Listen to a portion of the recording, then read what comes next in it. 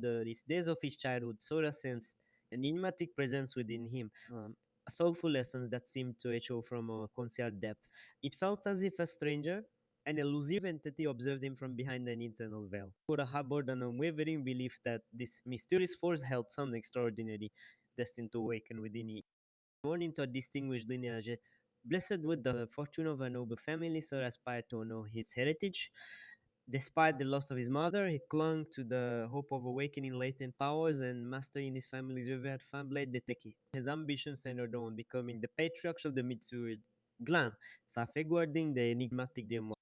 Yet fate took a cruel turn when his father, without mercy, disinherited him, casting doubt upon his ability to inherit the family's sacred technique. Banished from the familiarless land, his father's fate shattered, his brother assuming the mantle of succession, and his sister treating him as a mere stranger. Sora found himself adrift.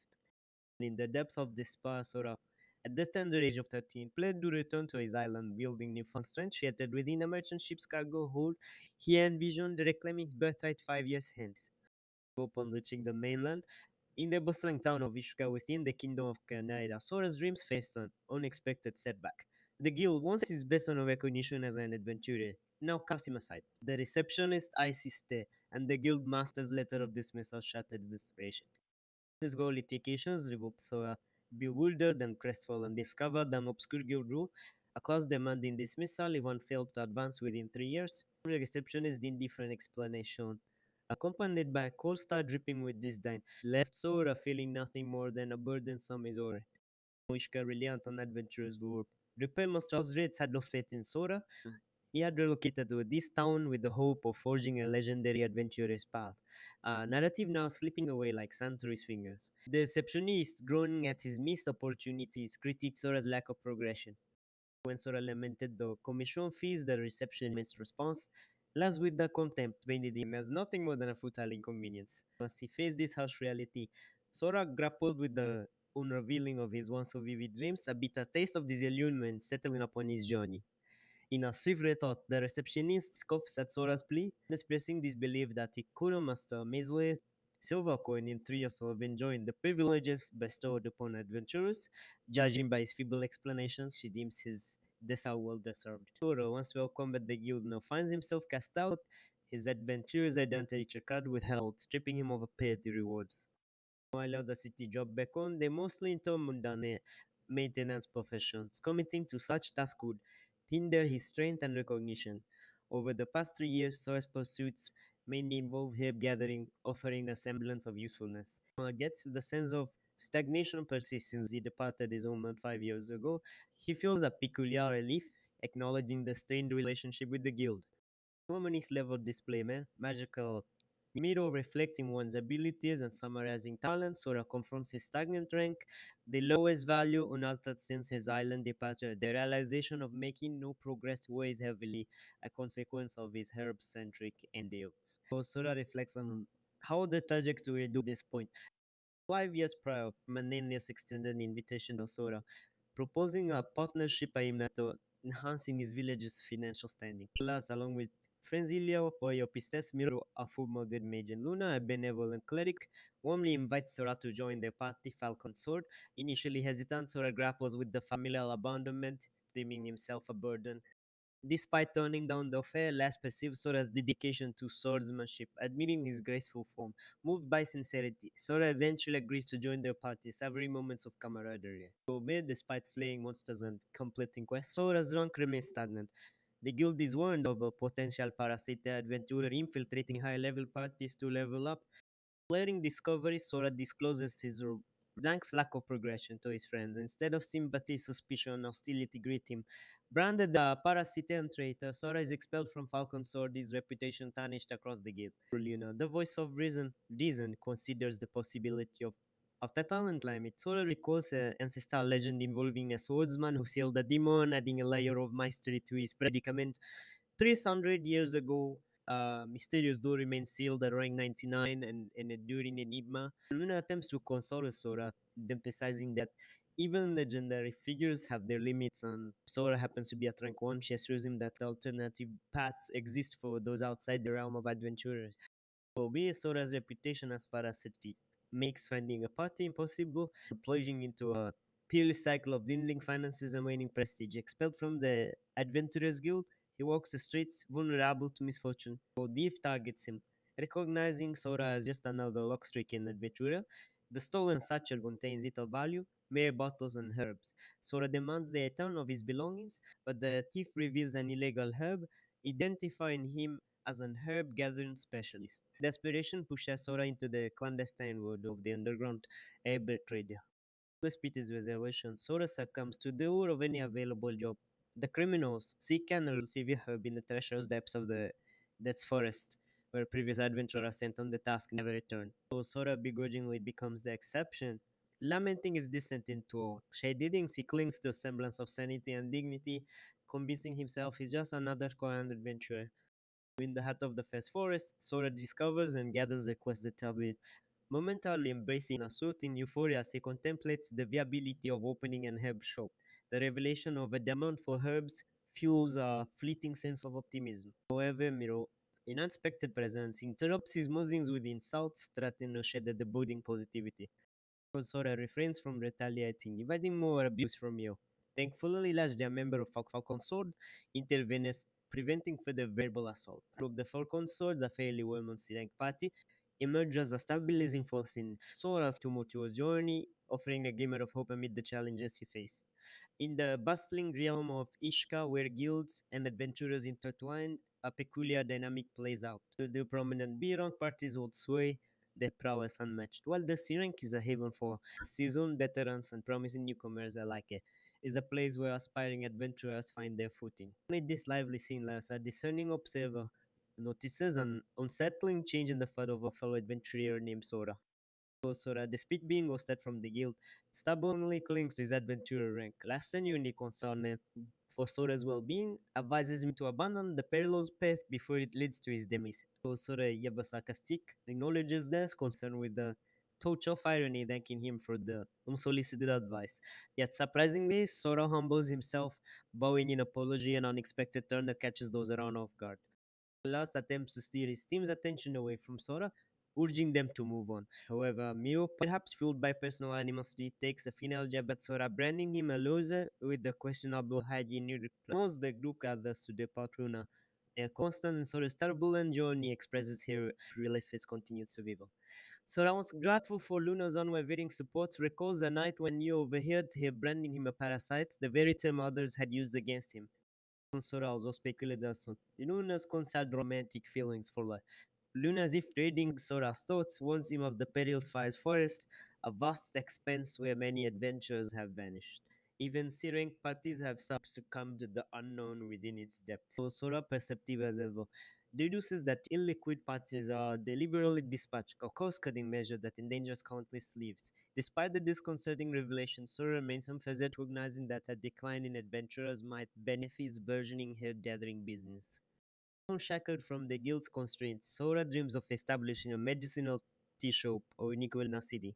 Amidst fragrant herbs, he revels in newfound freedom and happiness. Beneath the cloudy sky, a sense of change permeates the air. As the wind shifts towards the south, even though ranking monsters scatter, Sora, attuned to nature, senses impending upheaval. So suddenly, Falcon's sword races towards Sora, pursued by a monstrous Yanbuk. The Lord of the Flies, a disaster class monster. Unaware of in such surroundings, the Lord of the Flies poses a threat that dwarfs the capabilities of even talented adventurers like Lars and his partner in the ensuing Chosla succumbs to paralysis. Miro, spotting Sora nearby, attempts to fend off the colossal creature with potent spells, but the monster remains undeterred. In the face of this disaster, Sora knows he can no longer linger. The wind is signaling an imminent catastrophe. Once the stands amidst the unfolding chaos, Sora recognizes that something monumental is about to transpire, and the once-calm winds now carry the tempest of an unforeseen destiny. In a desperate attempt to fend off the monstrous Lord of the Flies, Miro realizes that outright defeating is unnecessary, merely saving themselves will suffice. With a calculated magical bolt, she incapacitates Sora, rendering him defenseless. The dread associated with the Lord of Flies extends beyond its raw power, yielding its insidious reproductive capability. If allowed to lay eggs, this creature can spawn countless progeny, a calamity that has wiped out entire civilizations. The Lord of the Flies employs a sinister method of reproduction. He lays eggs inside live prey, typically choosing weakened victims. Sora, critically injured with his arm nearly severed, becomes the target of the creature's attention. In the throes of agonizing pain, Sora struggles to escape while Miru heeds of his suffering, but barrages him with stinging magical bolts. Sora, feeling betrayed by being used as bait, curses Miru for her betrayal. In his moments of pain, Sora reflects on his original dream. His ambition wasn't solely about spreading herbs across the land.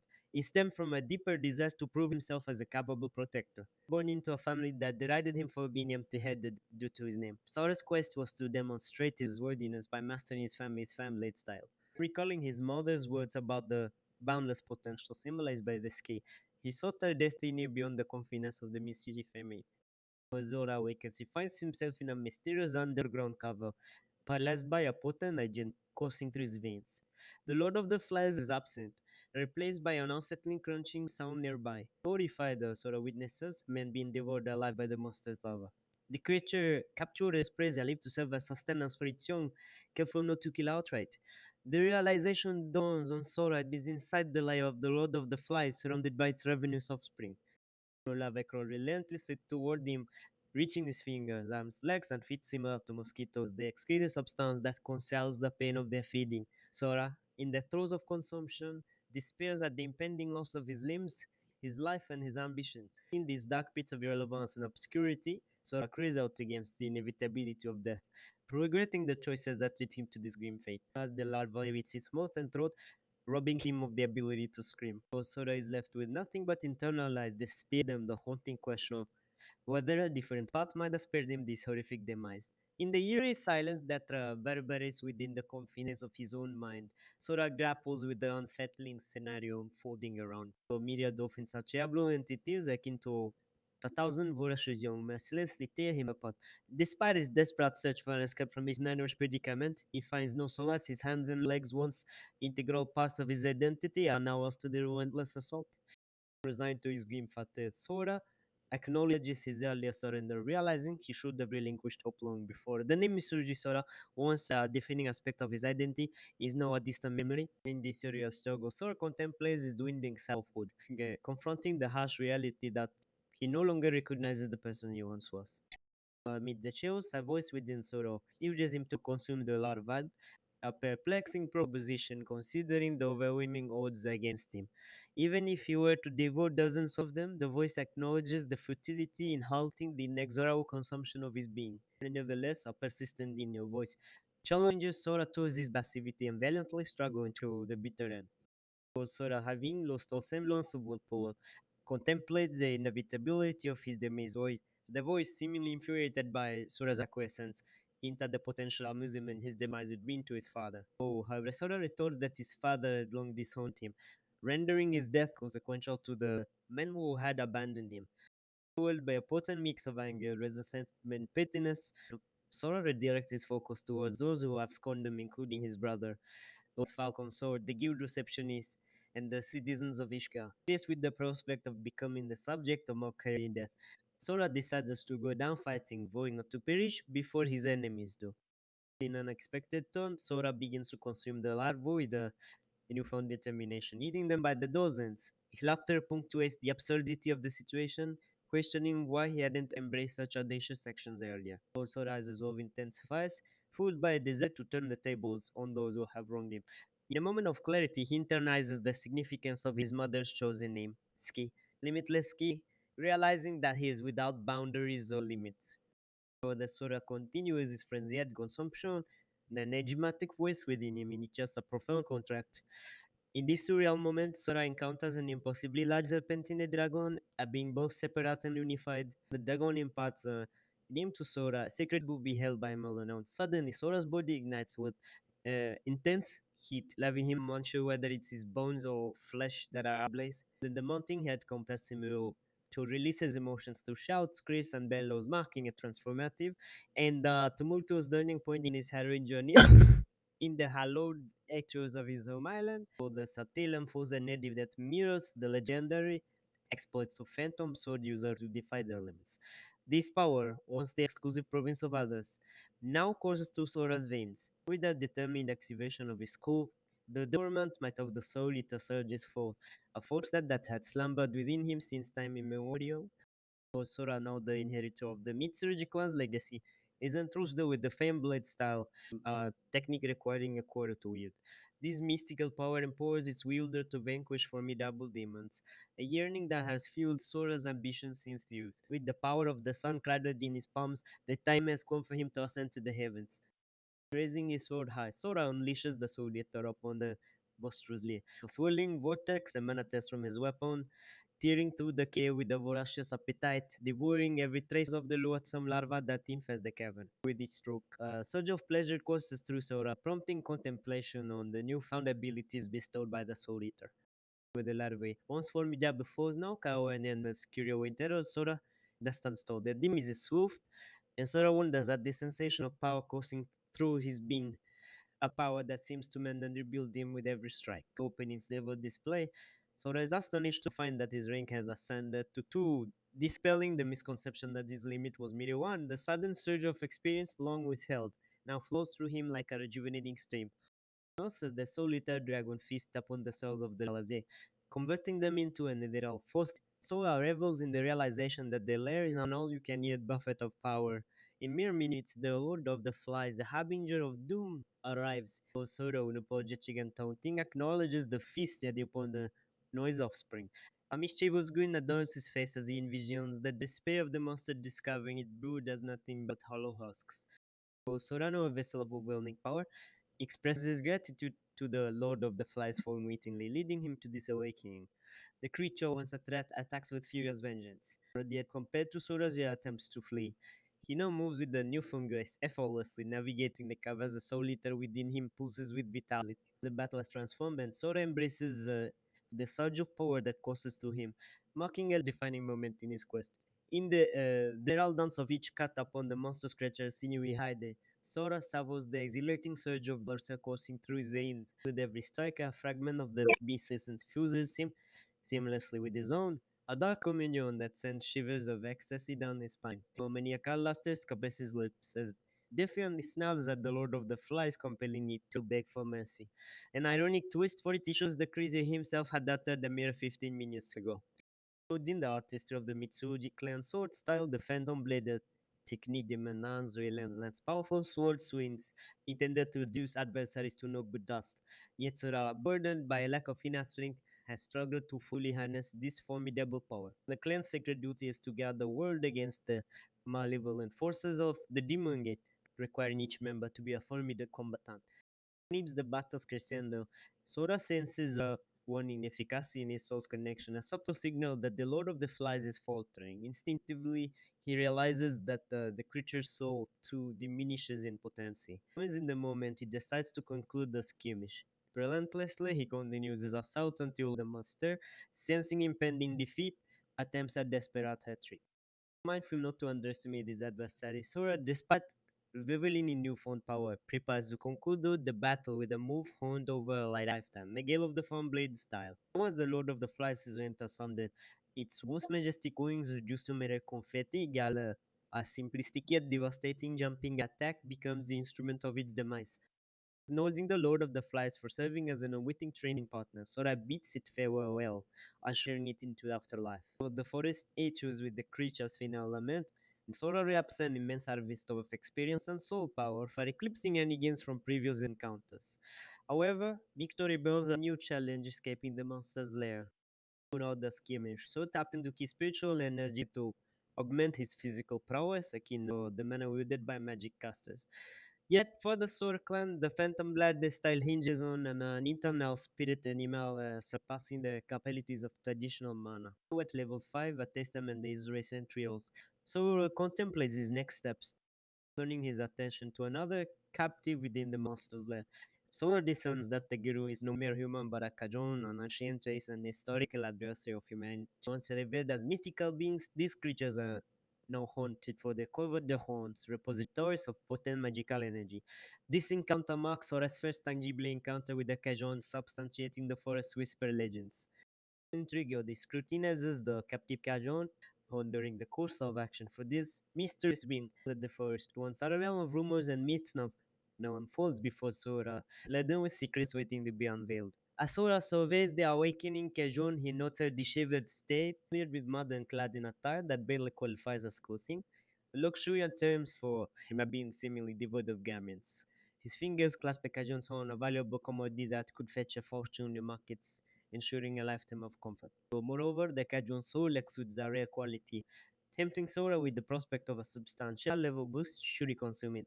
The ideal dragon within him is his intentions, teasing you the allure of unparalleled power. So for a moment, primal hunger threatens to override Sora's judgment, urging him to wield the sword against the defenseless child.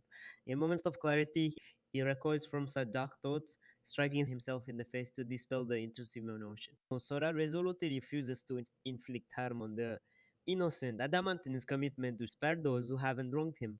The transformative influence of the soul leader, though recent, is palpable. He feels the subtle shifts in his being, a metamorphosis that seems to align with his true nature. Sora contemplates those dual facets of his entity, an idealistic adventurer and a vengeful avenger, both integral to his essence. The newfound vitality surging through him raises questions about the essence of change, prompting him to ponder whether this transformation was, in fact, his authentic self all along. Setting aside these existential musing, he focuses on the immediate predicament at hand, the challenge of escaping the monster's lair. Turning his attention to the captive Cajun, Sora observes as he awakening from her ordeal. Covered in dirt and confusion, she has him warily, perhaps due to his unorthodox attire. Aware of her potential value, Sora wrestles with the ethical dilemma of pocketing from her horn, contemplating the merits of devouring her soul for a substantial level gain. Battling conflicting impulses, he grapples with the darker side of his newfound power. So the Sora seeks to navigate his moral crossroads. He notices an adventurer's lifeless body nearby, a victim of the monster's Lord of the Flies. The allure the deceased adventurers give. Coupled with Luna's earlier mention of a missing Syrian at the Trura, compares Sora to the corpse, laying the soul to rest with a solemn prayer. But the pragmatic choice to do the fallen adventurers at raises questions of morality, but Sora prioritizes survival over honor.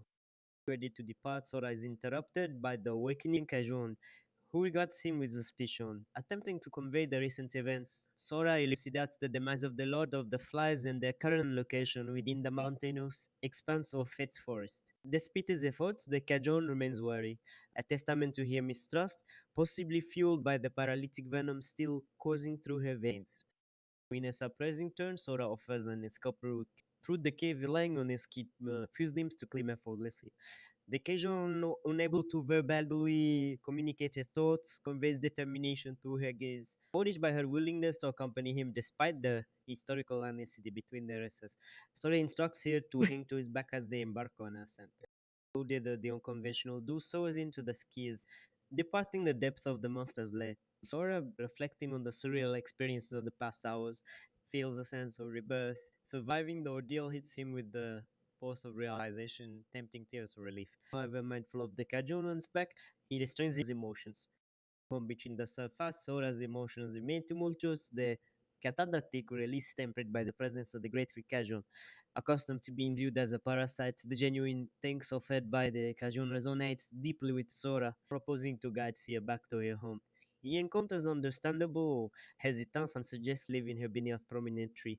Using the Kajun's guidance, Sora traverses the forest effortlessly, crossing streams, seams, and valleys until they reach a designated spot.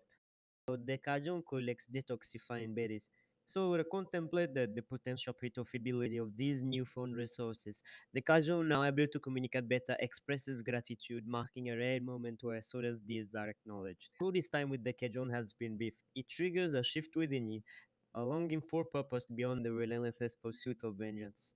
As Sora reevaluated the stance on demons, acknowledging that some of them could be kind and civilized, his business with the Kidon prepared to leave. Sora insisted that the Kidon didn't need to repay his kindness, emphasizing that he had already acquired something valuable, easily worth a whopping 1,000 gold coins.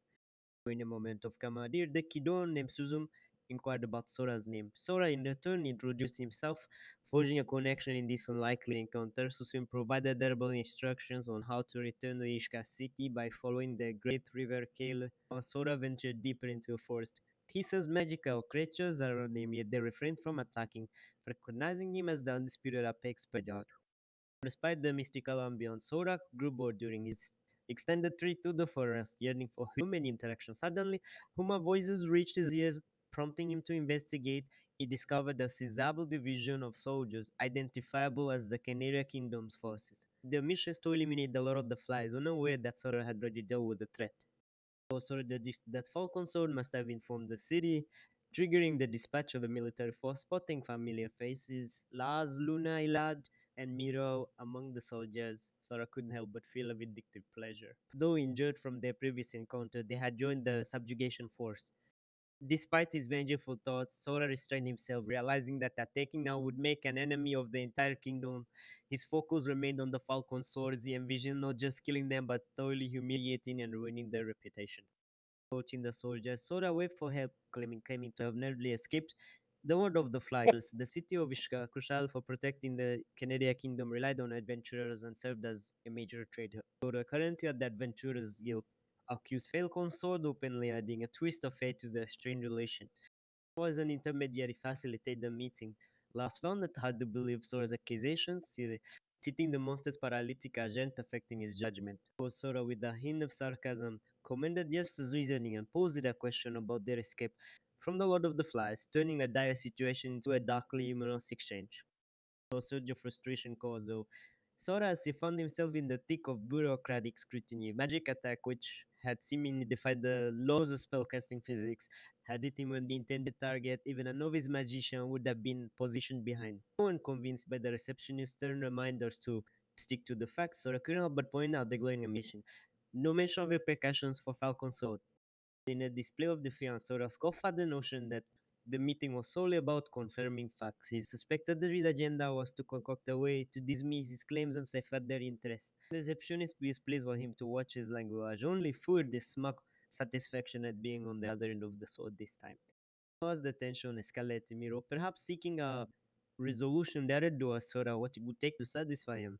With a glint in his eye, Sora proposed a visit to the Holy Temple, where the great priest, armed with a skill called Sensei, could verify the truth. Then was an ace up his sleeve when he regretted not playing from the start. Sora's slick question about arranging such a meeting left a smirk on his face. So suddenly, Miro stood up, urging Sora to leave the others out of it. Sora, yielding, accused them all of being complicit in the attack. Branding them murderers, he pointed out their failure to intervene when he needed help. The accusation stung more than it should have, actually, in the tense. Miro attempted to defend her decision, citing a past precedent involving a sailor at sea.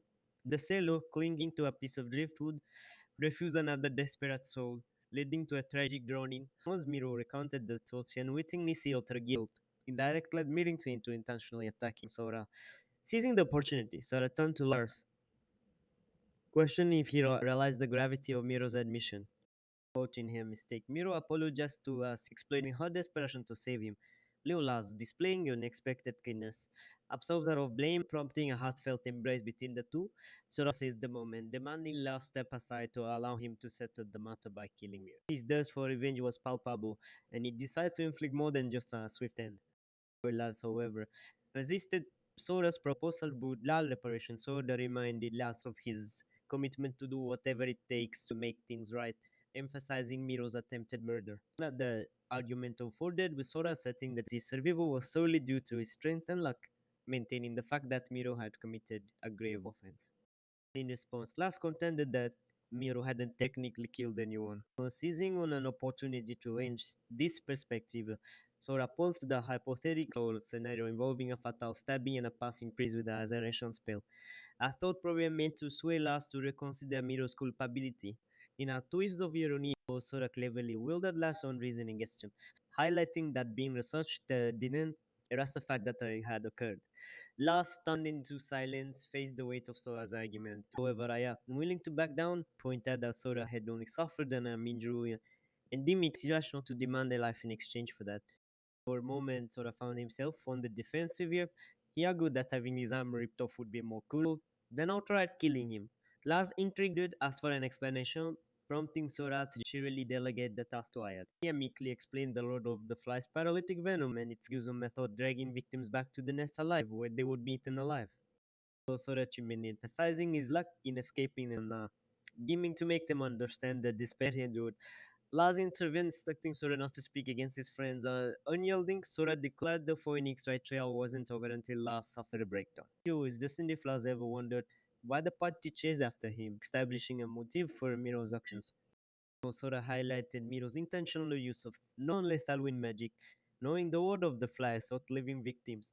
Despite the harsh treatment under Falcon Sword, Sora never left Ishka, pointing out that Miro harbored the most hatred, establishing a motive. As attempt to appeal as a former comrade, but Sora reminded him of his earlier disassociation.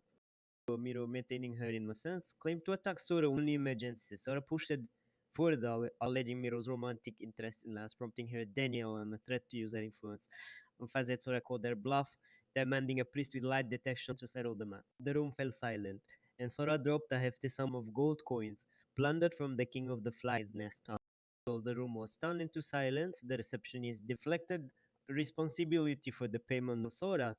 Groaning, Sora asked Miro and Last to chip in, but both refused. Sora then dropped a considerable stack of gold coins, stunning the room. He explained it was plundered from the king of the fly's nest, relishing in sweet revenge. Suddenly, an unbelievable amount of pressure filled the room as Sora saw it manifested.